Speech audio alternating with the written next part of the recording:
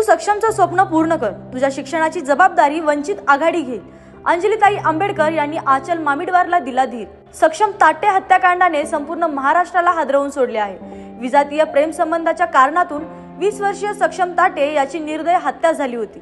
या घटनेमुळे राज्यभरात संतापाची लाट असून पीडित कुटुंबियावर दुःखाचा डोंगर कोसळला आहे. आज वंचित बहुजन आघाडीच्या नेत्या अंजलीताई आंबेडकर यांनी सक्षमच्या कुटुंबियांची भेट घेऊन त्यांना सांत्वन दिले.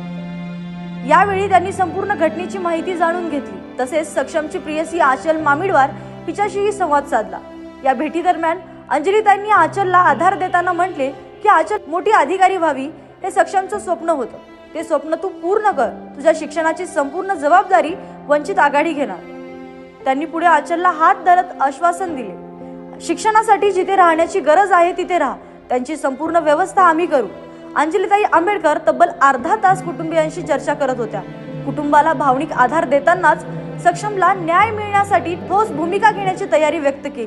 तसेच सोमनाथ सूर्यवंशी यांच्याप्रमाणेच सक्षम ताटे प्रकरणातही आपण ठामपणे बाजू मांडणार आहोत असे आश्वासनही त्यांनी दिले. कोणाची मदत घेण्याचा निर्णय घेतला तरी मी तुम्हाला बाळासाहेबांच्या वतीने आणि वंचित बहुजन आघाडीच्या वतीने सांगते की तुमच्या पाठीशी आम्ही सगळे कायम आहोत.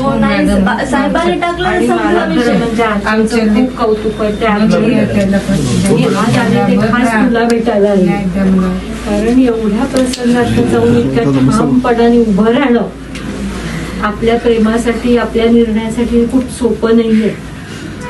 म्हणजे खूपशा केसेस हरल्यात, त्या मुली बोलत नाही म्हणून हरल्यात, पण तुझी जिद्द दाखवली आहेस ना ती महाराष्ट्रात आतापर्यंत कोणी नाही दाखवली. आणि आता तुम्हीच आमचे मायबाप न्याय आम्हाला तुम्ही देऊ शकता, दुसरं कोण देणार? आपल्या सांगणार ना. दुसरं मी आणि बाळासाहेब आमच्या दोघांच्याही वतीने की आचलला पुढे जे काही शिकायचं असेल, जे काही करायचं असेल, तिच्या शिक्षणाची सगळी जबाबदारी आम्ही उचलतोय.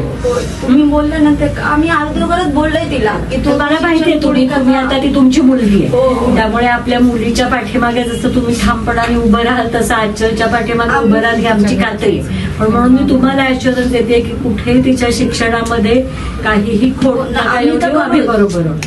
आपण करू. पण तिच्याकडे मिळाले तर काय केले तर लेकराला 18 वर्षाची पूर्ण झाली आहे ना, ती तिचा निर्णय घेऊ शकते ना तिला कुठे शिकायचंय. पण तिच्या भावातून आले तर आम्हाला असं वाटत असेल की तिला नांदेड बाहेर शिकायचंय तर आपण त्याची पण व्यवस्था करू. मेन म्हणजे ते आरोपी नाही बाहेर आले तर सर्व फेल मॅडम. ते जर बाहेर आले आरोपी बाहेर येणं हे आपण थांबवू शकत नाही आता, कारण तो एक नाबालिक आहे म्हटल्यानंतर त्याच्या बाबतीतलं झुकतं माप त्याच्यामध्ये थोडंफार असतं. आपण आपल्या बाजूनी प्रशासनावरती पूर्ण दडपण उभं करण्याचा प्रयत्न करायचा. आपण तोच लढा सोपा नाहीये, तुम्हालाही कळतंय. सोमनाथ सूर्यवंशीच्या याच्यात पोलीस आपल्या म्हणजे FIR नोंदवण्यासाठी आपल्याला सुप्रीम कोर्टापर्यंत जावं लागलं, त्या सोप्या होणार नाही. त्यामुळे एका बाजूला पोलीस प्रोटेक्शन मागणं हे तर आपण करणार, ते तर करू. पण आम्ही पण विनंती करू शांतपणे राहा. आम्ही सपोर्ट करू. आपला समाज आहे ना. आपण बाळासाहेबांनी बोलले तिला तर आपण हे करणारच ना. आपण सक्षमला न्याय देण्यातलं पहिलं पाऊल तर आजच खूप धाड झाली आणि तूच उचललंयस. तू जर ते 2 व्हिडिओ काढले नसतेस ना तर आज सक्षमला न्याय मिळणं खूप कठीण होतं. तू अख्ख्या कुटुंबाला सोडून त्याला न्याय मिळण्यासाठी जे पाऊल उचललंयस तर अख्खा समाज तर तुझ्या बरोबर राहीलच.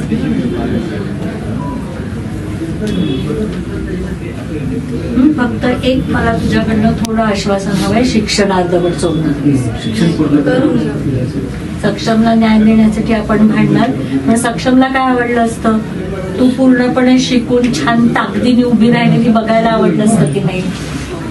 ते आता आपल्याला त्याच्यासाठी करायचं. मग आता त्याची इच्छा पूर्ण करायची.